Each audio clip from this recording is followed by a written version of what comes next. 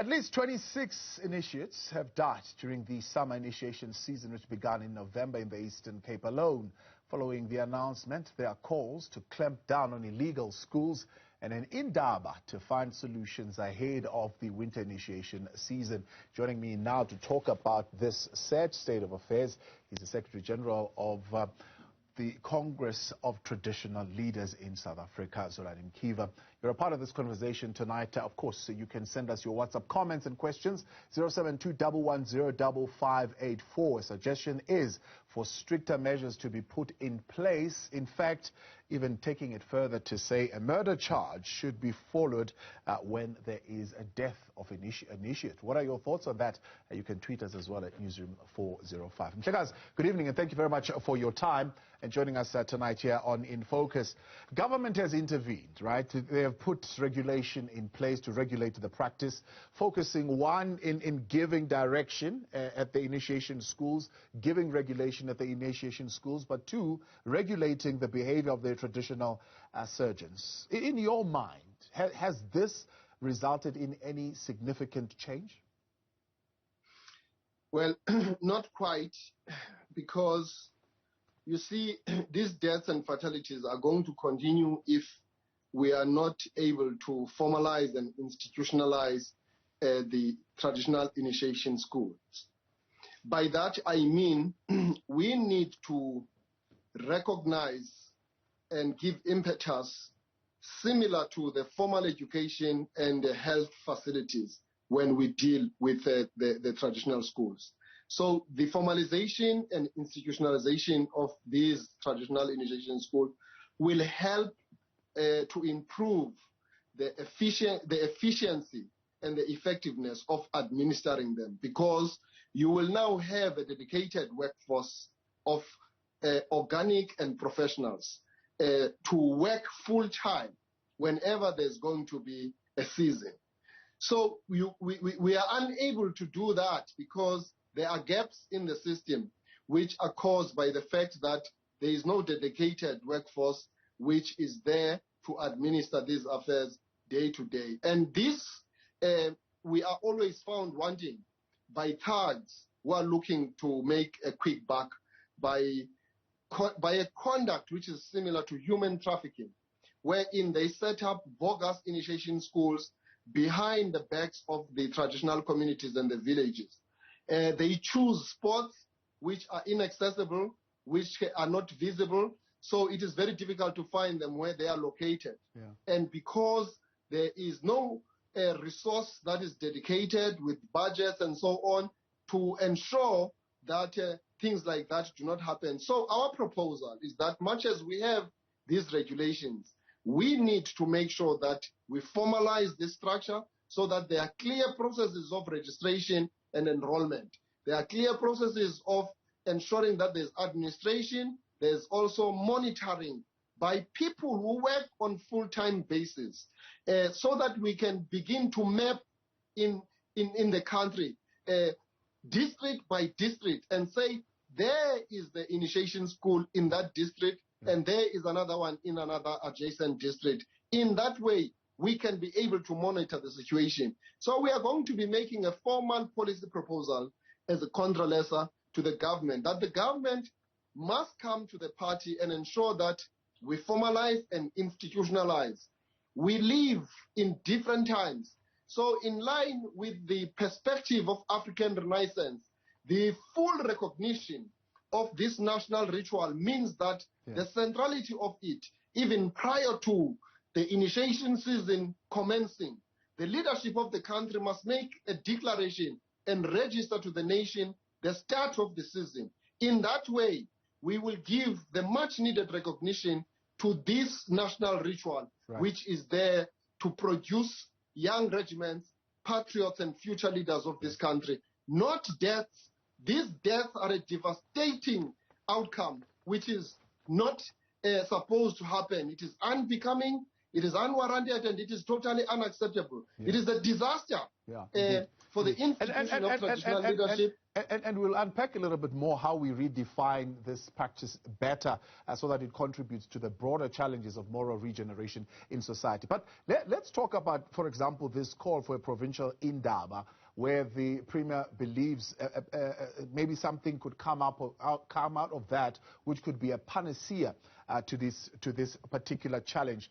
Now, I hear what you're saying about formalizing this, but to many, for example, when the conversation or the debate around whether this practice should be abolished, they will tell you that this is isigo. In other words, it's now part of that basket, and it's not easy to abolish such a thing because people will do it anyway. Now, if you formalize it, how do you formalize it in that context of it being isigo, where people would want to do it, in various ways? Many people will say, well, we don't want to really part ways with how traditionally it has been done. Well, you are correct. This is a sacred ritual, and our people are very religious about it in terms of how they respect this practice and how they adhere to it. There is a great sentimental attachment on the part of our people because these are rites of passage from boyhood to manhood. And as I said, they produce young regiments and patriots as well as future leaders of this country. So there is no way that we can talk about abolishment. What we must talk about is to correct the wrongness which is associated with this, starting with the bogus initiation school. So we welcome the idea of Indaba because we will use every opportunity to present the proposal that we are putting forward. There is nothing wrong to formalize. Actually, when we formalize and institutionalize, we elevate the importance of these rites of passage from boyhood to manhood, so that they form a central feature of our annual calendar as a country. And this is in line, as I said, with the African Renaissance, because if we were to give much respect to indigenous knowledge system, it means that the state, which is the African state, must support the institution of traditional leadership, starting with the key fundamental departments like health, like police, as well as culture. They must give that much needed support, and we're saying on annual basis, there should be a budget that is associated with this, because the way that the initiation seasons are administered at the moment is an ad hoc arrangement. Yes. So it doesn't help. We need sort of an institutionalized way wherein we know that in that 2 months to 3 months period when the boys are in the bush, they are administered under a ring-fenced arrangement, right, so that no one would be allowed. The issues of sacredness will be taken care of, because in the front line, it will be the institution of leadership, the institution of traditional leadership, right, itself, supported by those medical practitioners, yeah, who had gone through the tradition themselves. Right. So it's very clear. Our proposal is very simple and very straightforward.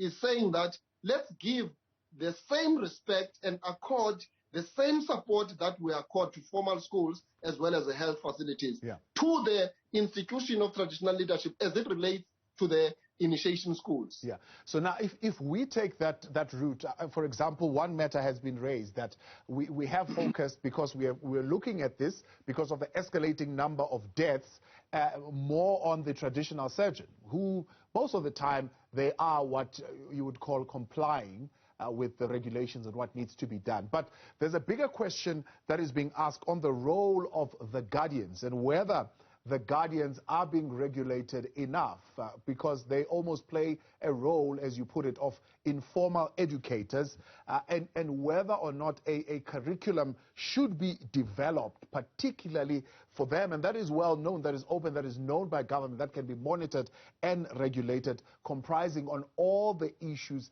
that the initiation school needs to teach.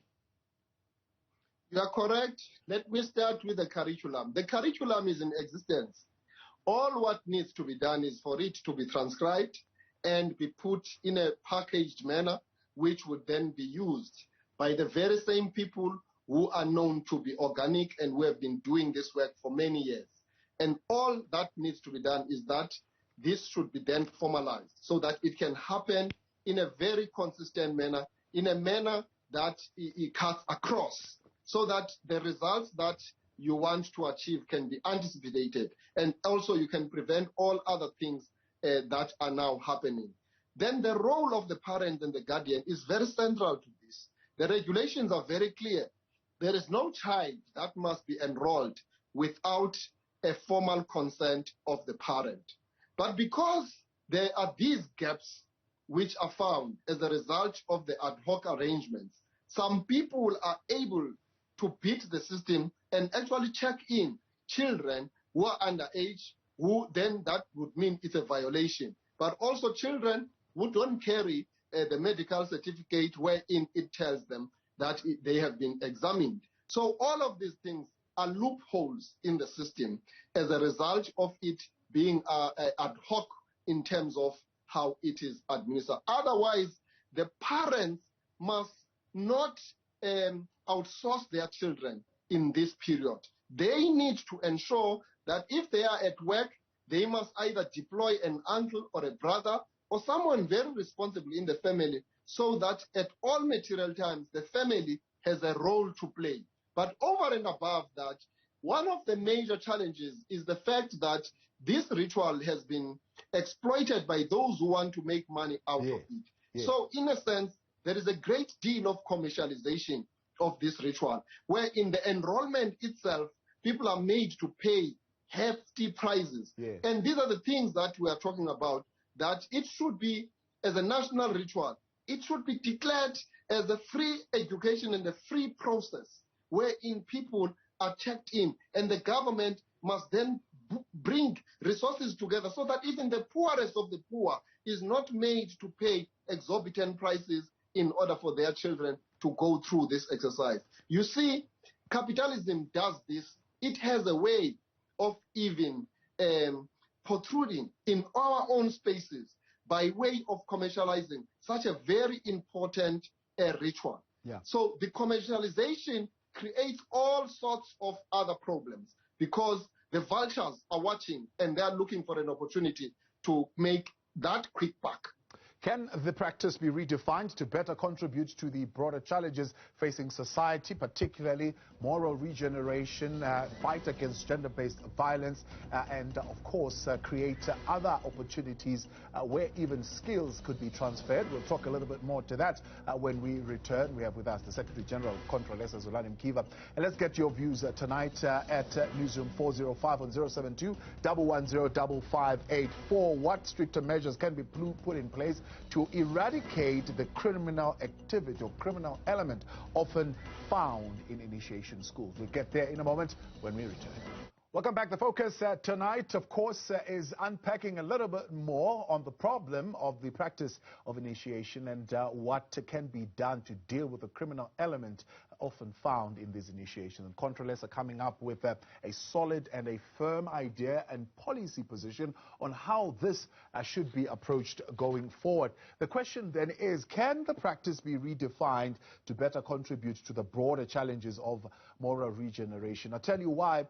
Because many have said, for example, there are some practices, for example, that come out of the initiation schools that are contrary to what they actually should be.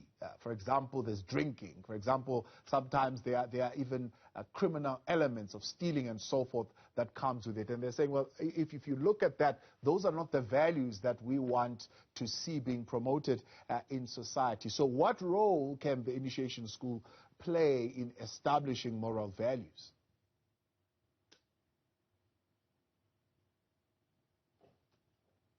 That's for you, Mhlekas. Oh, okay. Thank you. No, you are asking a very, very important question, my brother Chavo. The traditional initiation school must only be about the goodness of our culture. And those positive values of Ubuntu should come out strongly.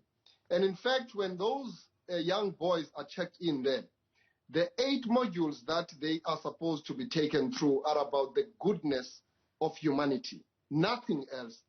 All these shenanigans that are happening, they flow from the fact that you've got these bogus initiation schools where our children are made to drink and smoke dacha, and they are taught to undermine women, and do all sorts of things that are the antithesis of our own culture and Ubuntu. So we will defeat this once we are able to formalize and institutionalize this institution so that we deal with all these illegal and bogus initiation schools, which are teaching our children and miseducating them and telling them lies and misleading them in terms of what they tell those children during their stay in the initiation school. So you are talking about redefining. There's no need about redefining. Everything is there in the unwritten script and the doctrines of the traditional initiation school, which I say all what needs to be done is for them to be transcribed. There is a lot of intelligence and integrity that is entailed in the indigenous knowledge system of Africa, which has not been tapped. And all we need to do is to ensure that we do what we are calling for.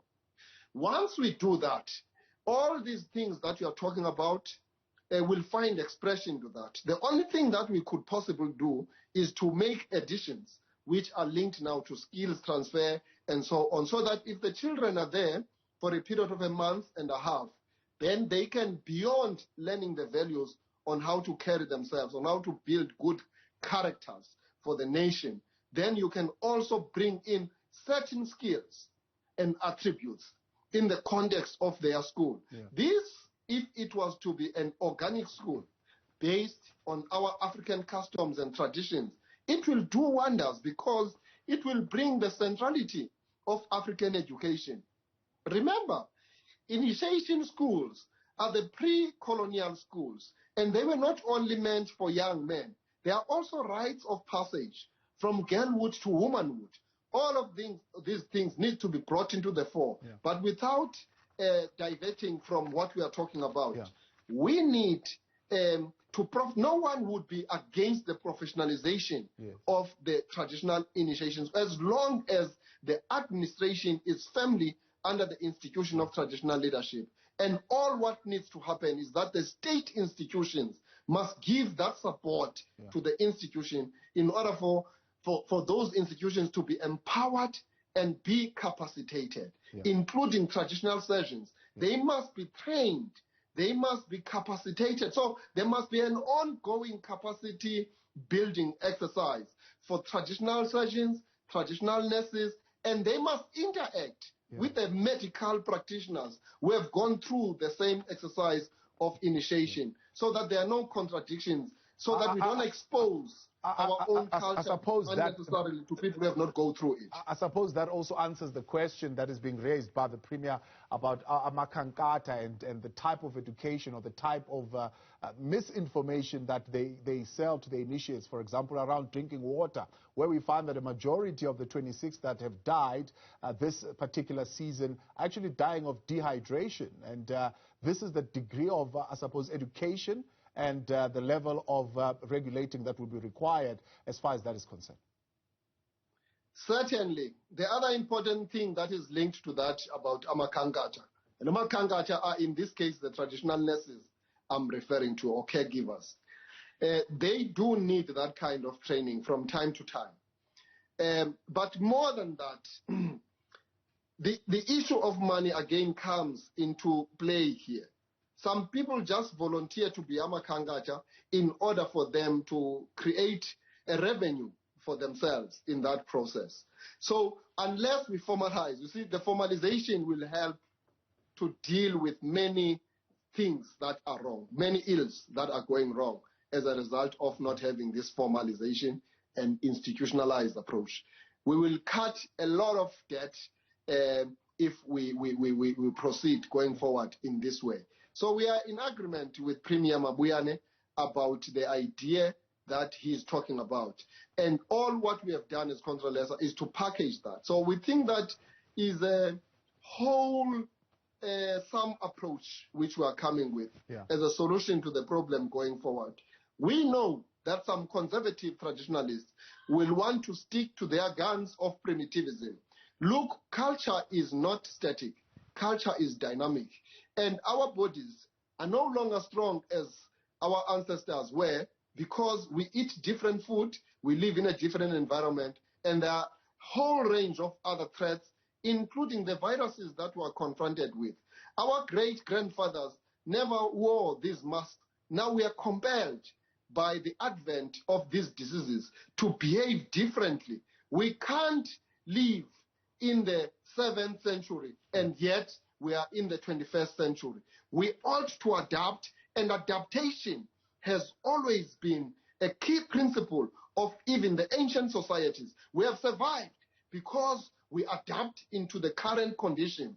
We are not saying that we must sell out our culture and expose it to people who are not supposed to know about these things. No, we will remain the chief guardians and custodians of this ritual.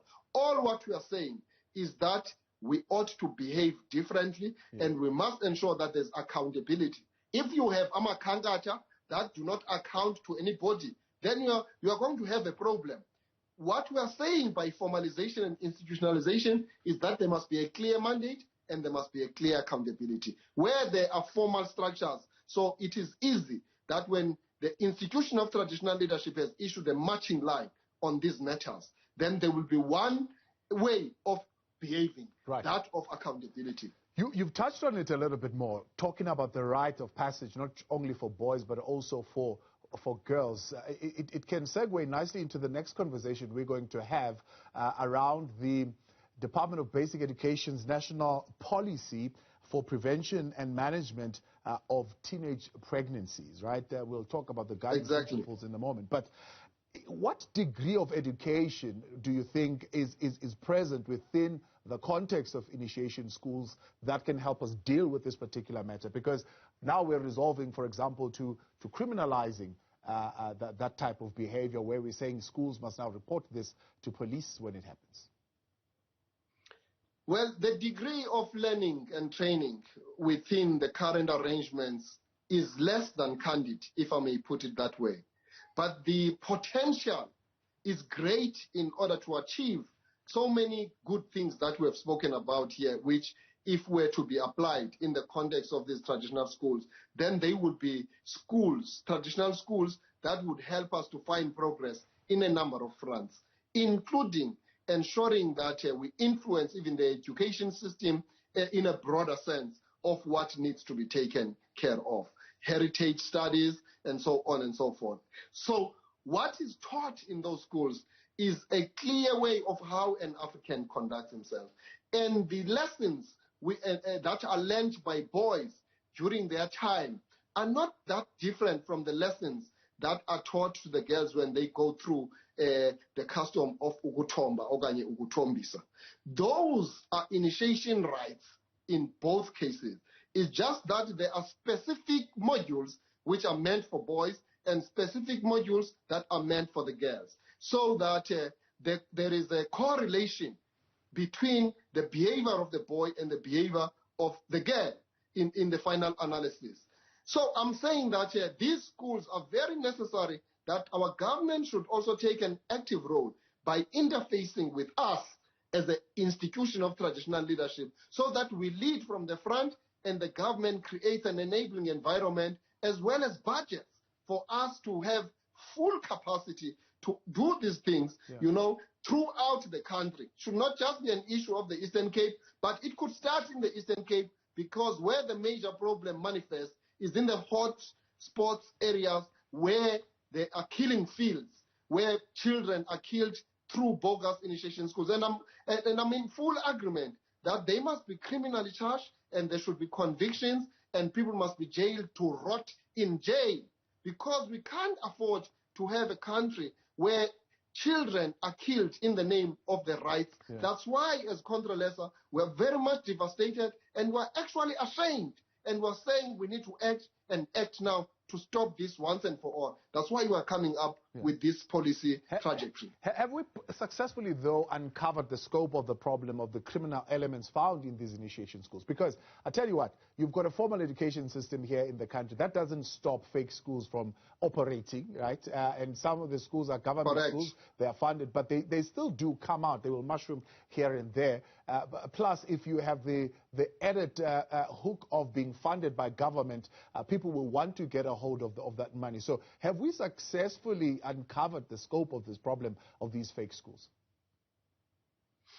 Well, it's the manner in which we apply policy. If we were to ensure that policy is not detached from culture, then some of the problems that we have in our policy implementation could be prevented from happening. What we have done, we have come up with a policy trajectory that contradicts the outlook of a culture of a people. When you plan and when you create policy at all material times, that policy must be a clear reflection of the design of living of a people. But when you come up with something different, then you are creating loopholes and problems. So when it comes to the institution of traditional leadership, we know what we are talking about. We cannot be detached from that.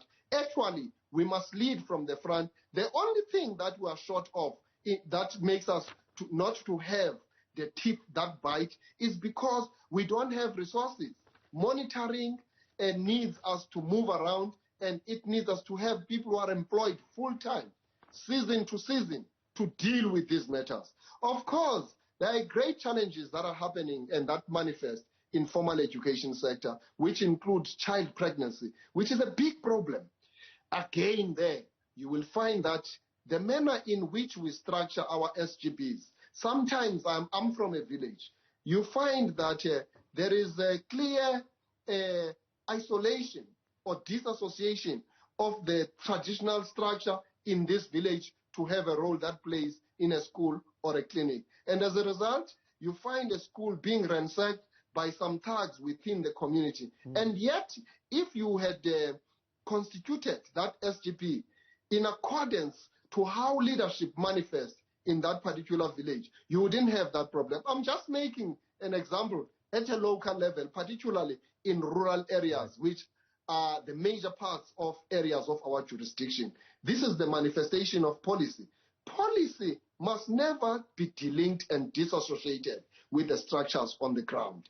Actually, the policy must enrich what is happening on the ground, especially if it's something that works and produces results. All you need to do is to ensure that you bring additional material and additional framework in order to firm up what already exists. So I'm saying that you are right. There are bogus education schools, even in the formal sector. So there is that problem. But because you have a department that has a register of all the schools, it is easy for it to pick up who is legit and who is illegitimate. Right. So it is easy to pick it up. But with us, with the initiation schools, oh, my babu, it's a big problem. You don't even have that register for the country. It's a problem. Why? In this day and age. So when we're talking about formalization and institutionalization, all we are saying is that we must be able to press a button in the computer and say there is a traditional initiation school A to Z from that #1 district to the 53rd district in the country. We know it, we map it out, it is in our dashboard, and in that way, anything else that happens outside those that are registered, then we are clear. And we point the parents in the right direction, that you can only go to these 50 points, and that's where you will get the certified initiation schools. We're completely out of time. I appreciate your time, and thank you very much for outlining that position for us here tonight from Contralesa, the Secretary General Zolani Mkiva. I appreciate your time this evening.